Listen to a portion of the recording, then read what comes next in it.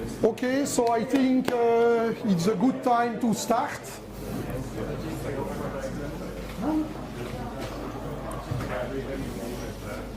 So this talk is about successful and not yet successful optimization in Valgrind. So the first question you might ask is, how do we classify the successful and the not successful?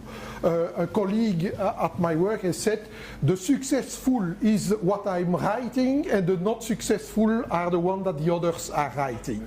And no, in this case it is not that classification that I will use, because I will speak about two optimizations that I did and one which has been committed in the SVN repository and the other one not committed yet. So the content, I will speak about two optimization, the generalization and optimization of the massive execution tree concept. So I don't know how many here were there at the talk of this morning where I've described the functionality of the X tree, and here we will speak more about its internal implementation, and as we have seen this morning, this has been committed. And then I will speak about another optimization, which is optimize the stack trace recording which is done in Valgrind, and this is not committed yet, and we will examine why. So massive execution tree, quick reminder, it maintains a heap profile, and this heap profile associates the allocation stack trace with the allocated memory size. And so for each allocation, what does massive do? So it has to get the stack trace and it has to insert it in X3 if this stack trace is not yet present, and then it has to add the newly allocated size to the stack trace memory size. And after, because it has to be able to, when we do a free operation, retrieve this stack trace in order to decrease the memory used by this stack trace, it is adding the allocated block and the pointer to the stack trace stored in X3 in an hash table. So malloc, we do this, and this as part of malloc is done so that when we do the free operation, we can retrieve the stack trace that allocated the memory, so that we can decrease the currently allocated bytes by the stack trace. And so for each day allocation size, using this hash table, we subtract the allocated size that has just been released from the stack trace memory size. So this explains basically the massive algorithm using the current way it is done. So here I will explain more in detail how it works on this example, where we have function main, which is calling x, a, o, and then x again, and then you see x is calling y is calling a malloc. By the way, you see it will be lost, but that's not the point. And similar call from a calling b, b calling malloc, and then you have function o directly calling malloc. So with such a call, we will end up with such an X3 in Valgrind 3.12. So the way the tree is represented in 3.12 is quite classical. It is just you have a top node, and then you have children, and from malloc, if we see, for example, that main, the stack trace main calling A, calling B, that is called malloc, this will be stored in the tree with pointer in this direction. Now we also have to store pointer in the other direction, because when we add the stack trace in the tree, we will add it like this. But when we will release, when we will free the block which has been allocated by the stack trace, we have in fact to start from here in order to decrease the size of all the blocks which are, of all the functions which are in the call stack. So this is a classical tree representation with pointers to children, but we need back pointers. So in Valgrind 3.12, we also have back pointer in the tree in order to go up and down in the tree. So the data structure, again in 3.12, which stores this, is shown here on the screen. So we have the code address of such a block, so of a certain call in the stack trace. So for example, this might be function A, or might be function B, or might be main, is a program counter inside main, or inside function A, or inside function B.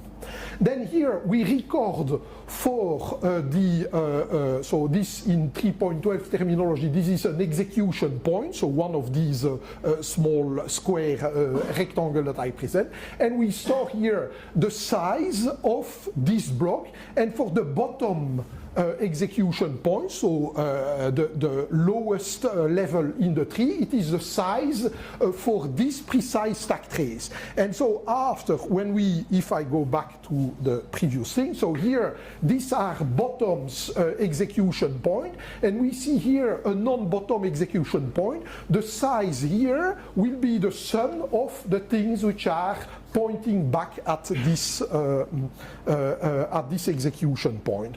And so after, we also need the children, an array of a pointer to an array of pointer to children, and because each time we are adding a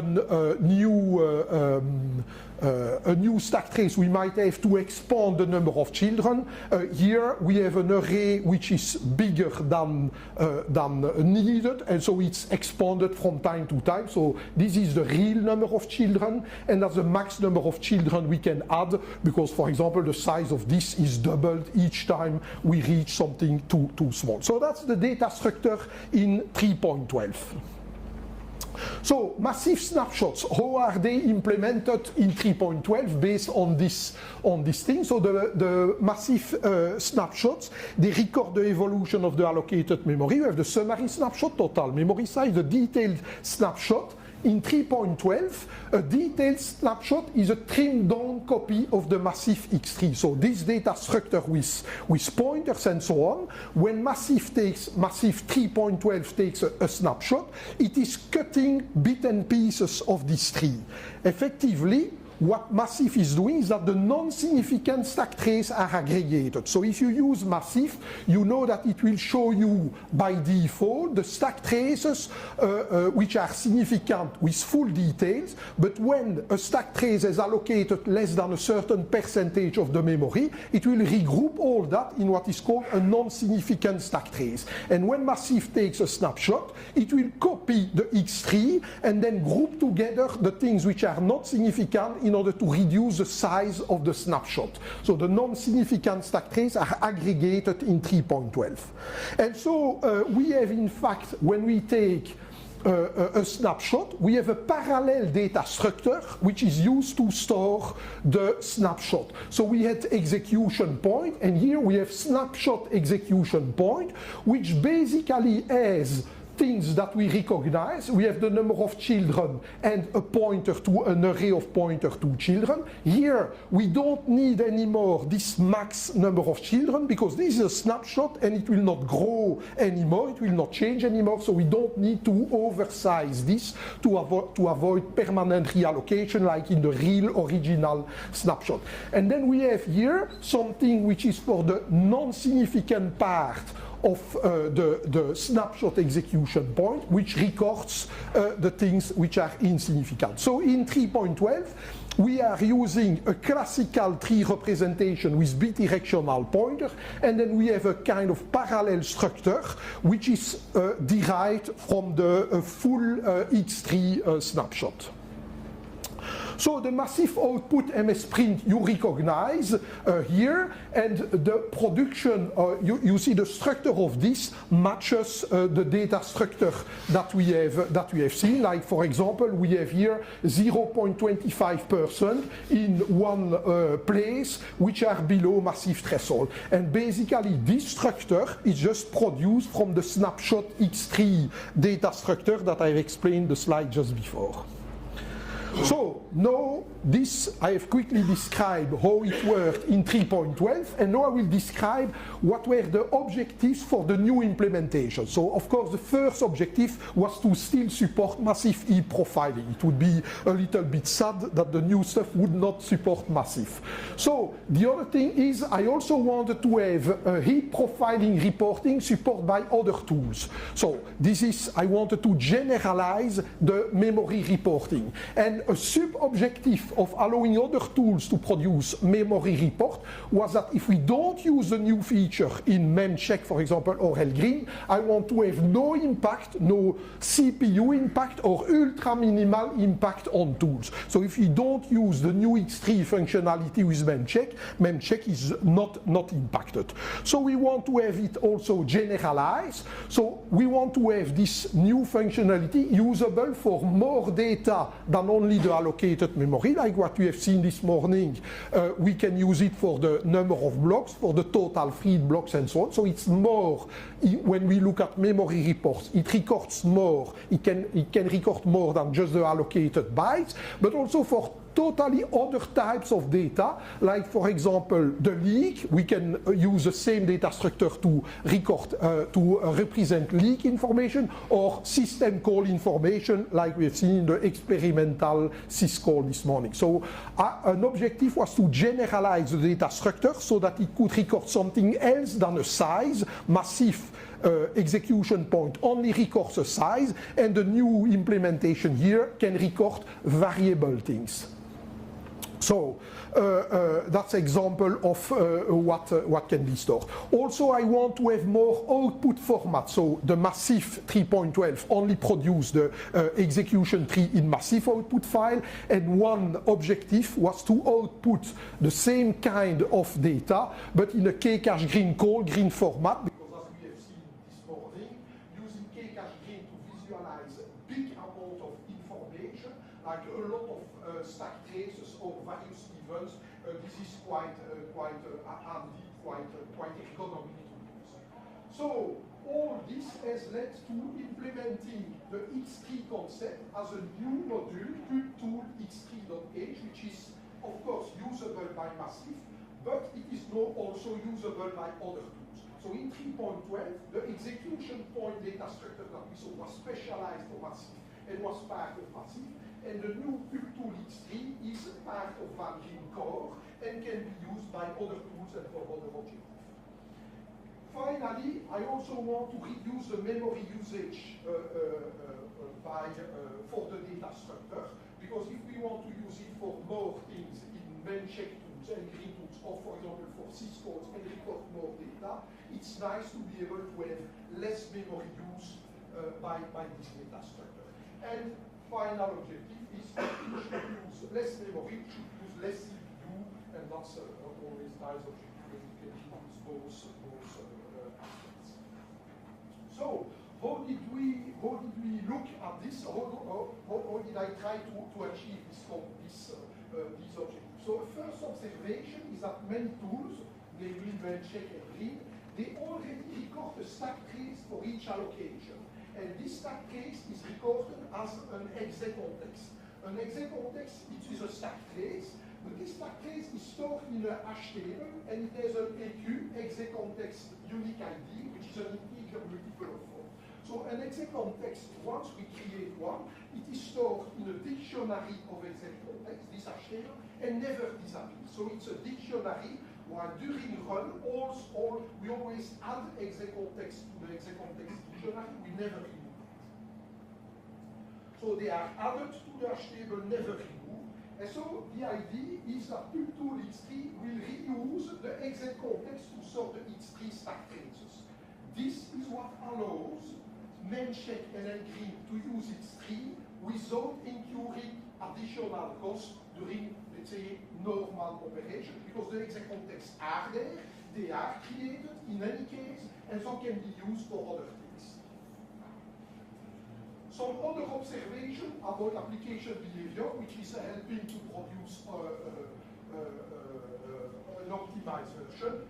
Most applications are doing a lot of calls to malloc and free, and most applications exit only once. I don't mean that we have some application that exits twice. What I mean is that some applications do not exit. So most applications exit once. So Massif reports, the reporting, and more generally all X3-based reports that we want to do, they are all put at termination time.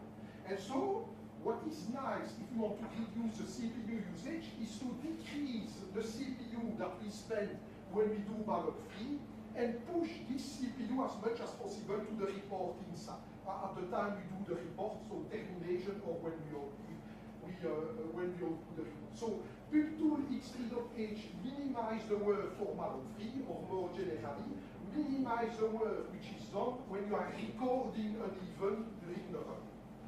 So first, one thing to optimize the CPU is it only maintains the data for the leaf X3 nodes. Massive 3.12, each time it was adding it was allocating a block, it was increasing the size in the leaf execution point, and then was always propagating that up to the tree.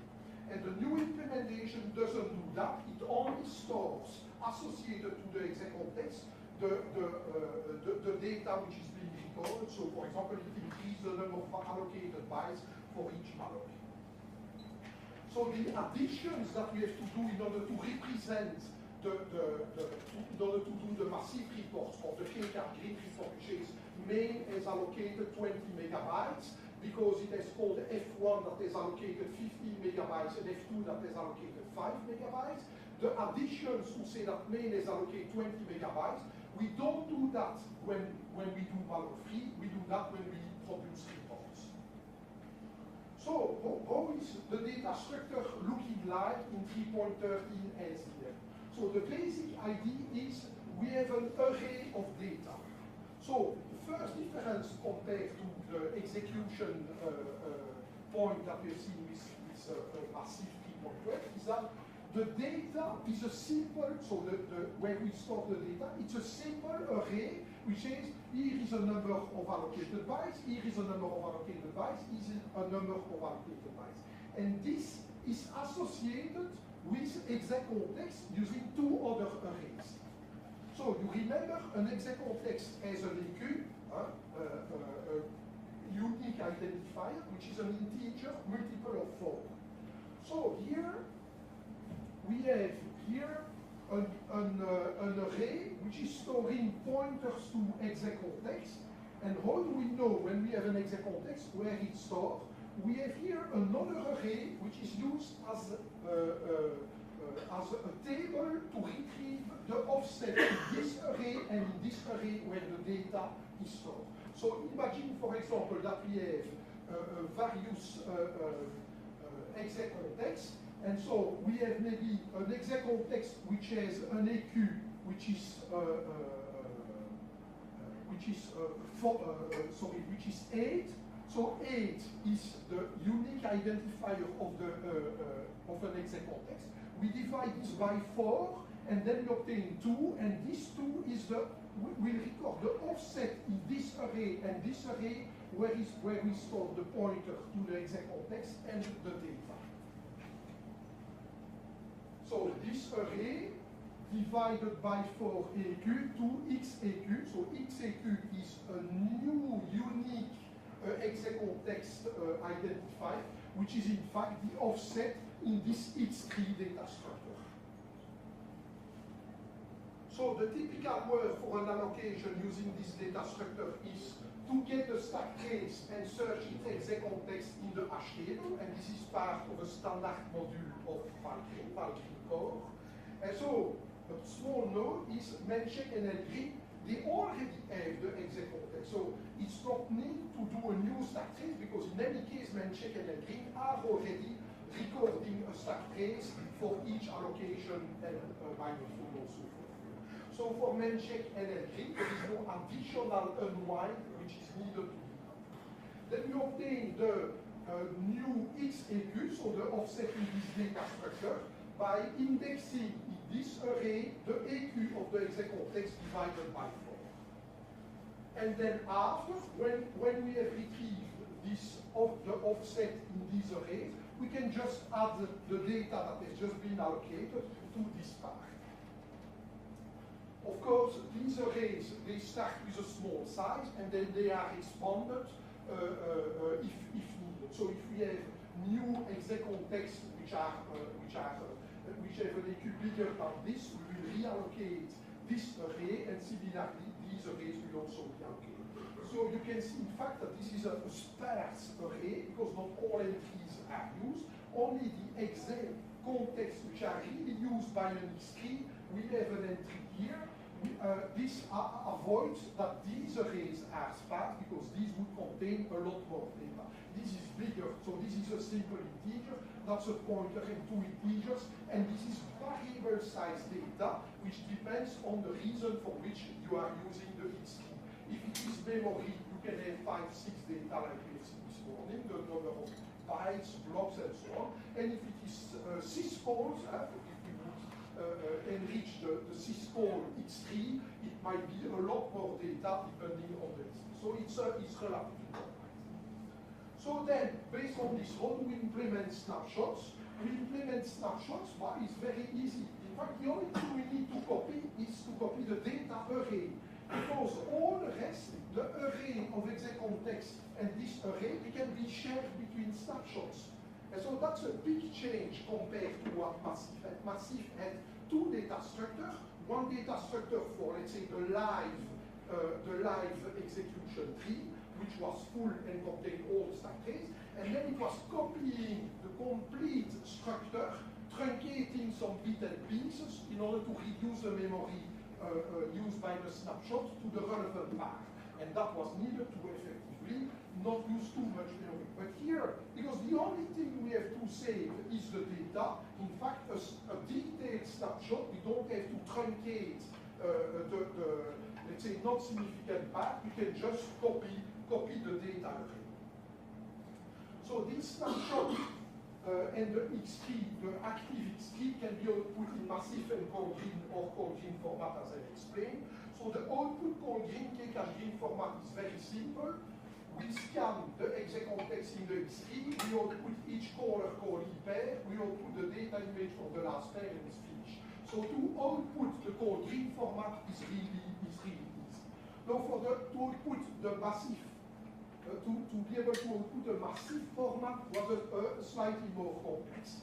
So this is the algorithm which is used to output an X3 in a Massif layout. So the first thing is that we have to store the X3 exec context by their array of program counters. So what we want is to, if you see, for example, at depth 0, we want to group together we want to store and have together all the exec context which have the same program counter at depth 0. And then inside the exec context which have the same program counter at depth 0, at depth 1, we will also at depth 1 sort them by the same program counter. So in other words, we have at level 0 things sorted on program counter, and then at level 1 in the subgroup which has the same program counter, we will there also again store by program counter. So this sorting is CPU costly, but in fact this is also not really dependent on a snapshot, because the order of the exec context will always stay the same if it is for one snapshot or another snapshot. So this is computed once when we need it, and then it is kept there and maybe updated if new exec context were done. Then after, when we have sorted this, when we have built this sorted array, then we output the exec context group recursively. So we divide the sorted exec context at depth D in subgroups which have the same IP, as I've explained, and which have the same parent. And then for each group, we add the value of its exec context. By the way, here is the place where we are doing the additions. So we only do the additions up in the tree, if you want, when we produce a report. So if you call malloc free, malloc free, malloc free, malloc free, Massif 3.12 was add, subtract, and here with the new implementation, we just do add, subtract at one single place rather than to go completely up in the tree. So this is one thing which makes this CPU more, better for CPU. So when we have, for each group, when we have added the value of all the exec context member of this group, we sort the group by total size, because the Massif output is sorted, the bigger group at the beginning and the group having allocated less after. And so for each group sorted by total size, we output the function, the total, and then we recurse we output the exact context of the group, but at one at the depth n plus 1. So I managed to put the algorithm on one slide, but if you look at the code, it doesn't fit on one page. It's so some stats measurements based on this. So first, what is the size of the new X3 module? So this has added about 1,400 lines of C code, and so source comments and so on included, and slightly more than 400 lines of .h, which describes the interface to the new X3 module. Massive, the size of massive code has decreased, 500 lines less. And now what is interesting is to see how much code we have to write in order to have a tool using the new module. And an example, LGRIN, in order to have LGRIN be able to produce a memory report and also respond to VGDB command to output an X3, it's 42 lines of code. So you see, by doing a module here, which is more code than we had before, we have it usable by other tools with a very small amount of additional code, and we have, of course, additional functionality because it is more general, or can be output in two formats. So now some real-life performance measurements. So this have not been measured on this laptop, but on a very fast machine, so 4 GHz core. And I did this measurement with an ADA application, which I'm using at my work. So it's a graphical map application, which is starting up, loads a lot of data, and then with this thing, I did a refresh, and then it exits. So it's doing 2.5 million of malloc and 500,000 free. And we have in total, in this application, 85,000 different allocations stack trace, 35,000 different free stack trace, an average stack trace size of 24 frames. And so this is to show a nice picture. So this is the application which has started, and we just shows you what. And if we would show all the objects that have been loaded, then it would so this is all the objects which are loaded and then put on the map. Of course, our operators are usually not showing that amount of objects, but it was just to show that this was doing a lot of. These are all the aerodromes, the waypoints, the navigation points, the routes and so on used by the flights, the airspaces, the control airspaces. So it's the whole structure of the let's say the air traffic. So, what is the performance impact of the X3? So, Massive Tool 3.12, how did the change when we went to 3.30? So first, the Massive needs to have its own data structure, and now the X3 has its own data structure. So in total, for this application, we went from 327 megabytes of Valgrind memory to 151 megabytes. And CPU, this application was running in 28 seconds and now runs in 13 seconds. So you can, I explained that this morning, that you can also know, thanks to this, produce X3 memory report for check. Allox just gives the currently allocated memory. So what is the overhead of using X3 memory equal Allox? Well, easy, during run, if you do this, no impact. There is no additional impact, zero impact. And of course, if after we have to produce when we end up the X3 file, so if for this application it's a file of 40 megabytes and it's produced in about 0.5 seconds. Fast machine SSD. Now if we do then check X3 memory equal full, which does more work because it has to, while it runs, records a little bit more information. So this has an impact during run. So it's a neglectable impact during run because as I explained, the exact context is already captured. And the only thing which has to be done is a few indexing in this array and then do some additions. So it was even very difficult to measure what was the real impact because the variation between runs was higher than what I was. So it's maybe 1%, 2%. the H3 file for the memory equal full is bigger because we have more events. It's 120 megabytes produced in about 0.8 seconds. Note that the massive file will be a lot bigger because massive file format does not have any compression features that the Coldream format has. So conclusion about H3, the H3 module is easy to use for different data. You can use it for memory report, leak reports, and I hope Cisco one of these days. And then we have more tools that can produce image files. Massive is faster, use less memory, and so this is a successful optimization, and it was complete. Okay, now let's switch to the other optimization, which is not committed, and that's LGRID history level equal full. So this parameter to LGRID tells LGRID to report two stack traces for a race condition. It reports the current conflicting access and the previous access, and this is an example. This is the current access, and that's easy to obtain because we are entering just detects a race condition, so just unwinds and has this stack trace. But it has to tell the stack trace, when we give this, of the previous stack trace which has accessed this memory. But of course, we can have a lot of these stack traces. If you have 10 threads which are playing, maybe a lot of them have accessed a lot of memory, and so we have to record a lot of stack traces to report this error. And the idea was to optimize this. So, as I have explained, history level equal full implies to record and store a stack trace for many read or write instructions. I say many, not all, because there are some optimization in LGRID for repeated reads in the same thread segments.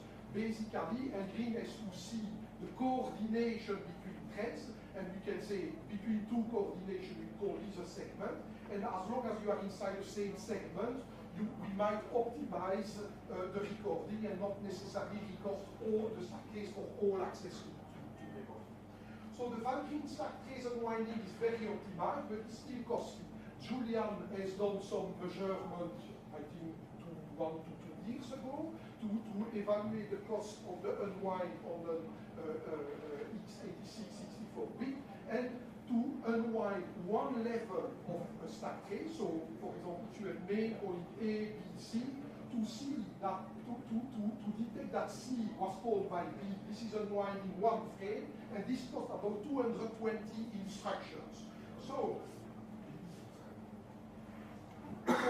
remember that we might have to record the stack trace for a lot of reads and a lot of writes. So it means that if you want to record a stack trace for one read, you have one instruction, and then you might, if you record 8 frames, you might have to execute something like 2,000 instructions, but only to do the unwind, because after you still have to store it somewhere. So you see, LGRID it's really a heavy activity, and it's storing a lot of these stack traces. So what is the cost of this history level equal full? So if we, again, I've used my graphical application, which is a multi-threaded application, by the way. With history level equal none, it runs in 46 seconds. With approx, which just records the segment start and segment end of the race condition, it's almost the same cost, because that's only when we have thread synchronization that a stack trace has to be recorded. And when we use history level equal full, we have about 73 seconds, so significantly more.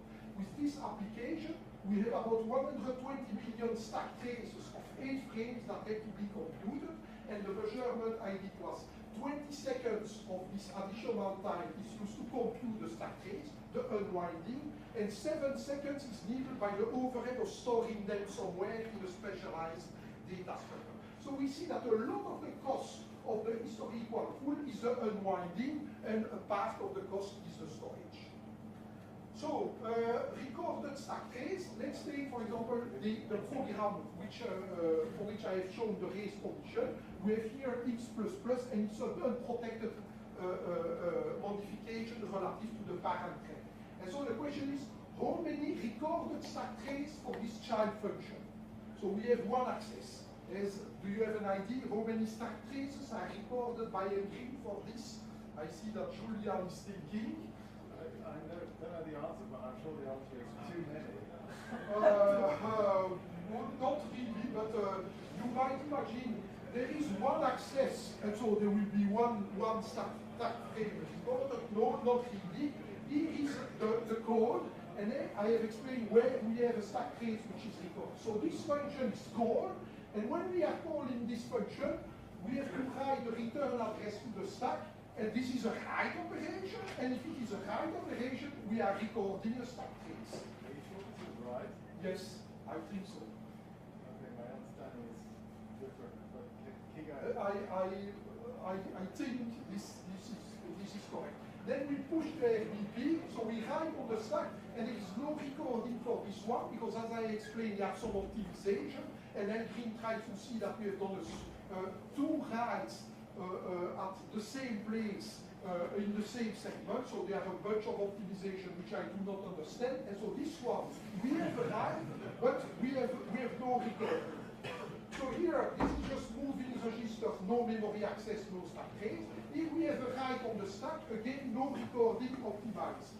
Here, again, we are recording the read to X, then we add 1 to the register, then we write, and we recording the write to X, and then after we return, and here we have no recording because it's optimized, but here we have again, when we do the read from the stack, and we again record the read from the stack. So if you see for such a simple function, which is a few instructions, you can imagine you have to do X recording times 8 KQ and Y times 220 instructions. So you can imagine why, no, you can understand why a Green runs somewhat slower than a Green runs. So observation about stack trace, many instructions, most instructions, in fact, we only change the top instruction pointer. So that's a nice observation to see, and that is the basic idea with which I have optimized the stack trace recording.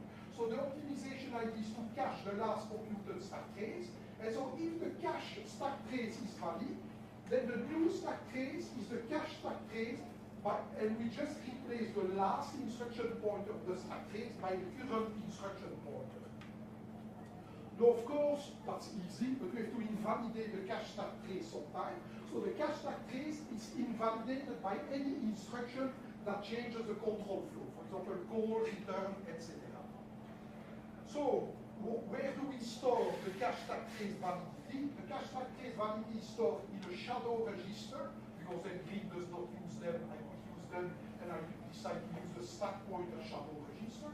So if it is 0, it means the cache stack is invalid, and 1, the cache stack is valid. So it is set to 1 when the runtime of Green computes a stack trace, and then at instrumentation,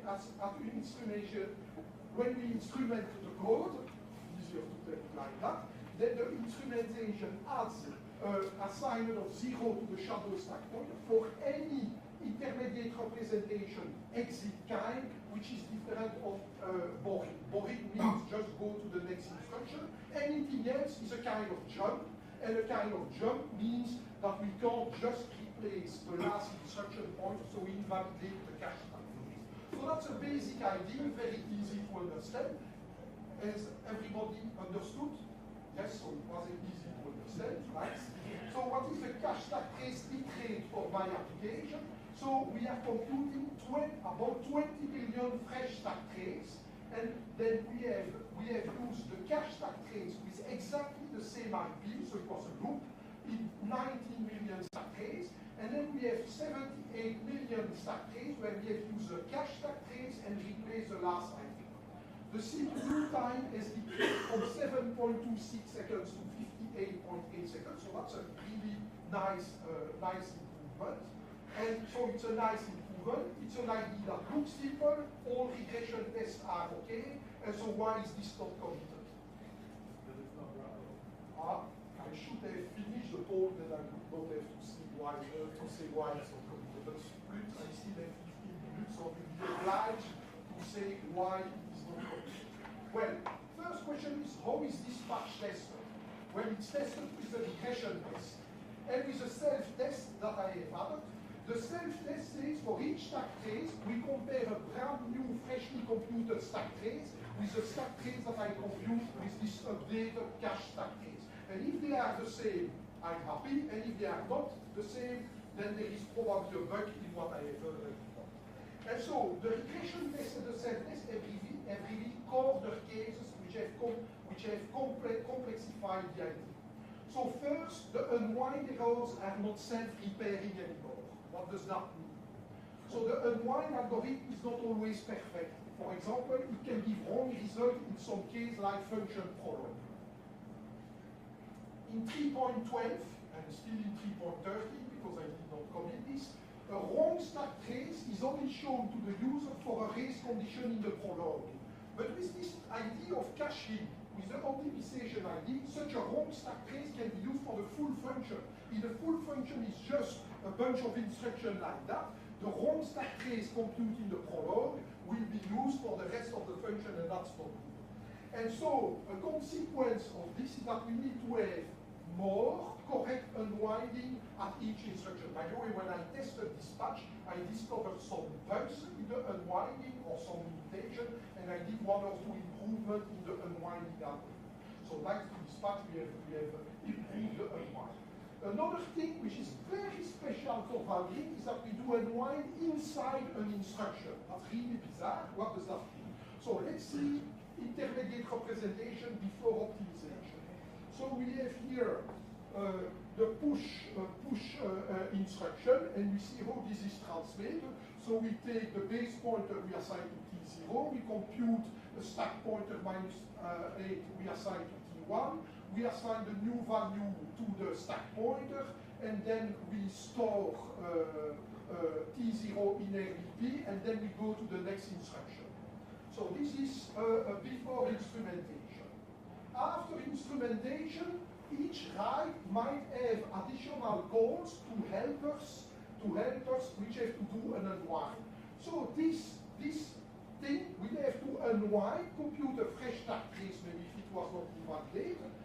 And here we are in fact in the middle of an instruction. We have already changed the stack pointer, but the instruction pointer, the program pointer is still the thing. So we have unwind information in the debug info, but the unwind information describes what to do here or what to do there. It doesn't describe what to do in the middle of something being done, and that is somewhat annoying. Again, not really impacting 3.12, because this kind of thing push unlikely to have a race condition there. But if we reuse this stack trace for the rest of the function just changing the last IP, it might be controlled. So to see, I have added a feature which is, I have added properties to instruction, which indicates to fix up the stack pointer. The idea is to mark the push-like instruction with a fix-up property, and then the generated helper calls, when it sees I'm on an instruction which has this fix-up property, will automatically fix the stack pointer so as to redo the addition, which compensate for the fact to be in the middle of the instruction. So here, when at the instrumentation time, when this has been marked as fix-up SP, then the generated code here we call the same kind of helper, but indicating that the fix-up has to be done. So invalidate cache stack trace, another problem. Reminder of the simple invalidate ID. Instrumentation has put cache stack valid at the end of the block for everything different of boring. Well, the small problem is that some call instructions do not give an exit instruction because some calls are somewhat inlined by the Valgrind JIT machine. So for this, again, the idea is to mark the instruction with a call property, and then again at instrumentation time, if we have a call property, we will add an invalidation. So this is an example where we have two properties added to the instruction, a call property and a fix-up property, because this call queue suffers from the two problems I have described. And so we are here calling the fix-up, and we have added here an invalidate of the cache stack trace. Self-test subtlety. Sometimes the self-test detects a difference between the fresh one and the updated from cache stack result. So the self-test says, here there is a bug, because Valgrind 3.12 will compute this, and the cache stuff computes that.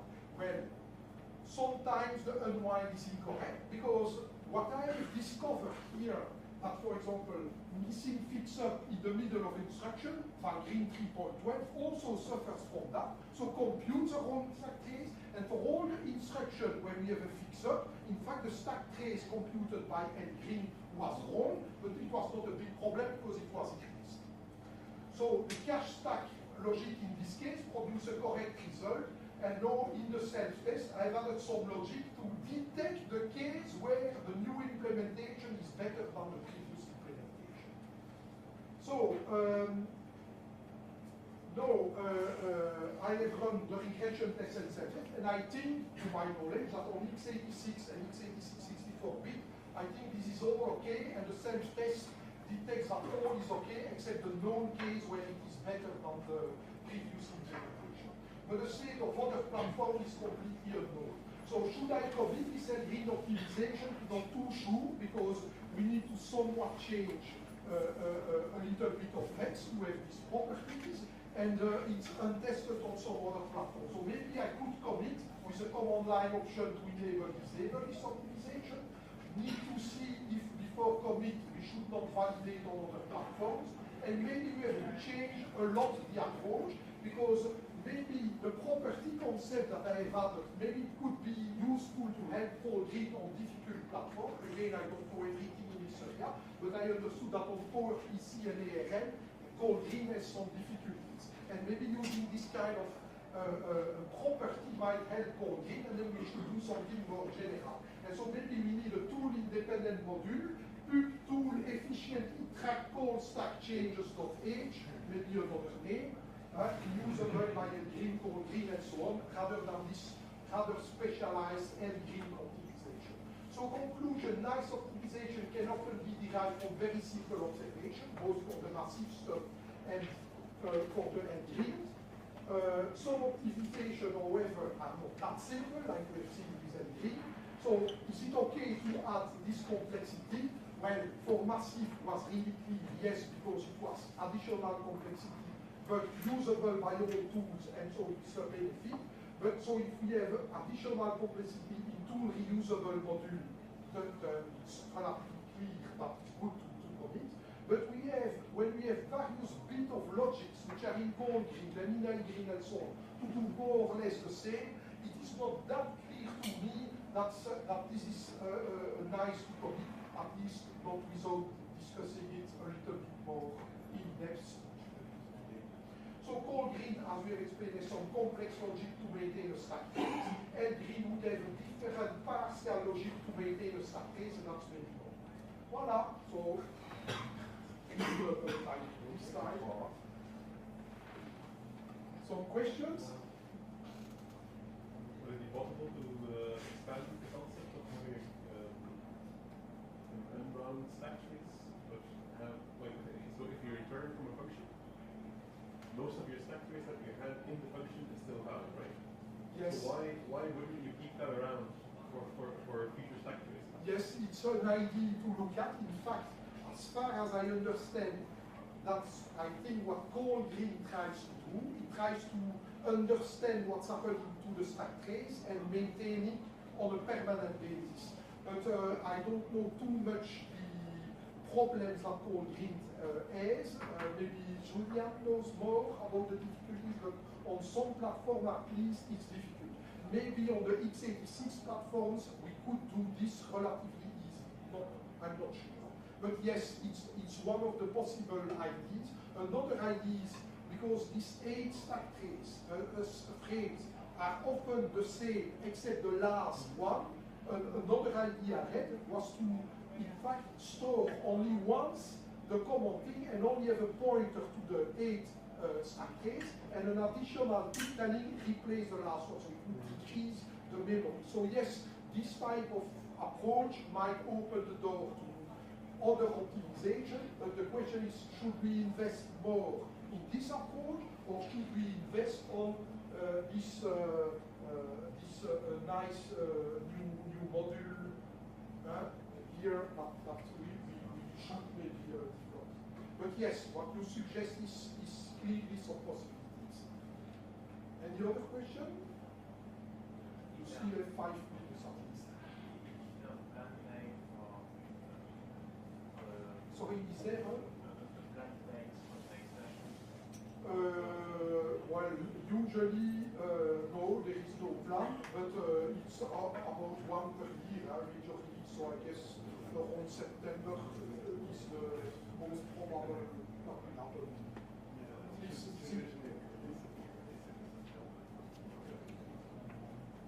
But Valkyrie is very easy to compile. It doesn't have a lot of dependencies, so you just need the autoconf tools, a compiler, SVN to check out, and then you can compile your own Valkyrie. It's really very easy. It's not like if you try to compile GNOME or LibreOffice or where you might need to download plenty of things. If you want to experiment with an SVN version of Valkyrie, it's really trivial. If you encounter difficulties, send you have Valkyrie discussions on IRC, so you are welcome to try the new version before it is released.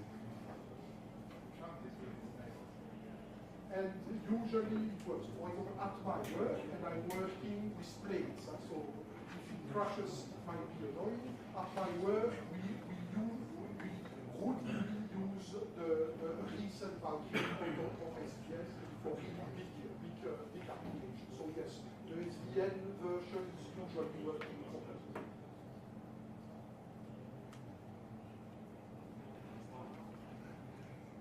Other questions? No? Thank you.